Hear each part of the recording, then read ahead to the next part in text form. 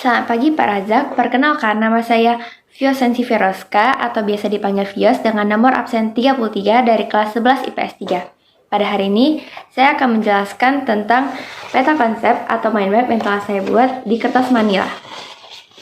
Peta konsepnya berjudul Revolusi Besar Dunia.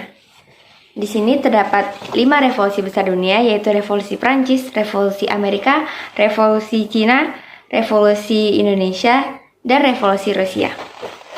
Saya akan menjelaskan semuanya dari Revolusi Prancis. Revolusi Prancis, pemikiran yang melatar belakangi Revolusi Prancis. Terdapat 3 pemikiran, yaitu dari Montesquieu, Voltaire, dan J.J. Rousseau. Dari Montesquieu, ia menulis buku yang berjudul L'Esprit de Lois, atau biasa disebut sebagai Jiwa Undang-Undang. Dalam buku tersebut, dia menjelaskan kekuasaan negara dibagi ke dalam 3 kekuasaan, atau biasa disebut dengan trias politika. Terdapat eksekutif, yudikatif, dan legislatif. Yang kedua, Voltaire, ia mengecam peraturan-peraturan negara. Ia menyatakan bahwa Raja Louis yang ke-16 bukan pemerintahan demokratis, melainkan pemerintahan absolut. Yang ketiga, J.J. Rousseau. Ia menganjurkan agar Prancis melaksanakan sistem pemerintahan demokrasi. Oleh karena itu, dia disebut sebagai Bapak Demokrasi Modern. Proses berlangsungnya Revolusi Prancis. Kronologi singkat. Yang pertama, pada tanggal 5 Mei 1789, Raja Louis XVI memanggil Etats Generaf untuk mengadakan sidang. Yang kedua, pada tanggal 17 Juni 1989, golongan 3 membentuk Dewan Nasional atau biasa disebut sebagai National Assembly. Yang ketiga, pada tanggal 20 Juni 1789, Dewan Nasional mengadakan sidang untuk menyusun UUD Prancis. Yang keempat, pada tanggal 14 Juli 1789, rakyat menyerbu penjara Bastille. Dan yang kelima, pada tanggal 4 Agustus 1789, sebagian orang golongan bangsawan dan pendeta bergabung dalam Dewan Nasional. Yang terakhir, pada tanggal 27 Agustus 1789, Dewan Nasional berhasil mengumumkan Declaration des Droits de l'Homme et du Citoyen atau biasa kita kenal dengan hak-hak manusia dan hak-hak warga negara. Kemudian, di bagian C terdapat pengaruh Revolusi Prancis. Hingga saat ini, bentuk pemerintahan di Prancis adalah republik. Bentuk pemerintah republik merupakan salah satu pengaruh Revolusi Prancis. Dalam bidang politik, Revolusi Prancis telah melahirkan berkembangnya paham liberalisme, munculnya konsep demokratis dan republik, berkembangnya paham nasionalisme, serta ditempatkannya undang-undang sebagai kekuasaan tertinggi dalam pemerintahan. Di bidang ekonomi, pengaruhnya berupa dihapusnya sistem pajak feodal, pemberian hak milik tanah bagi petani, serta mendorong munculnya industri besar.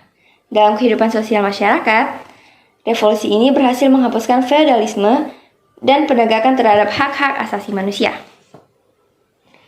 Kita akan lanjutkan dalam Revolusi Amerika. Revolusi Amerika.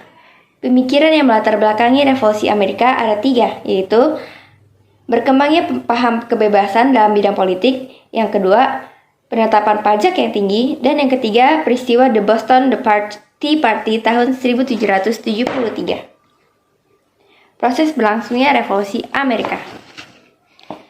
Kronologi singkat.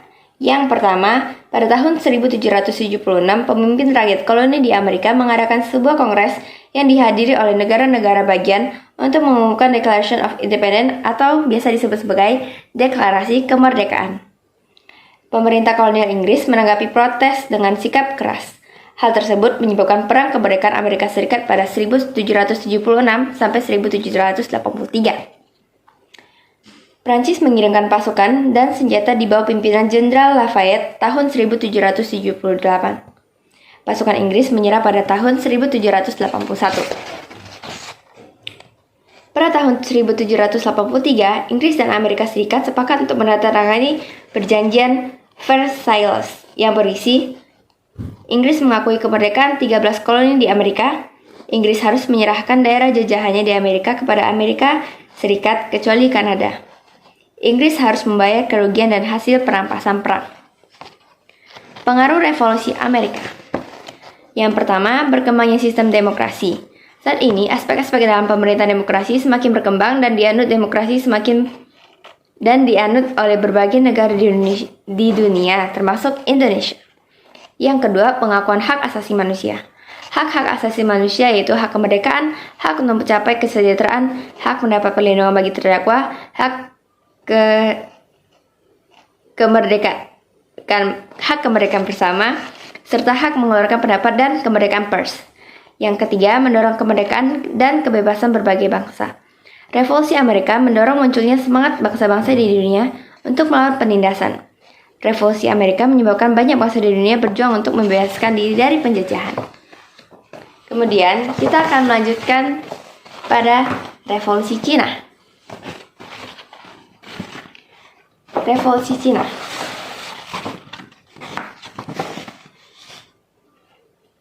Pemikiran yang melatar belakangi Revolusi Cina.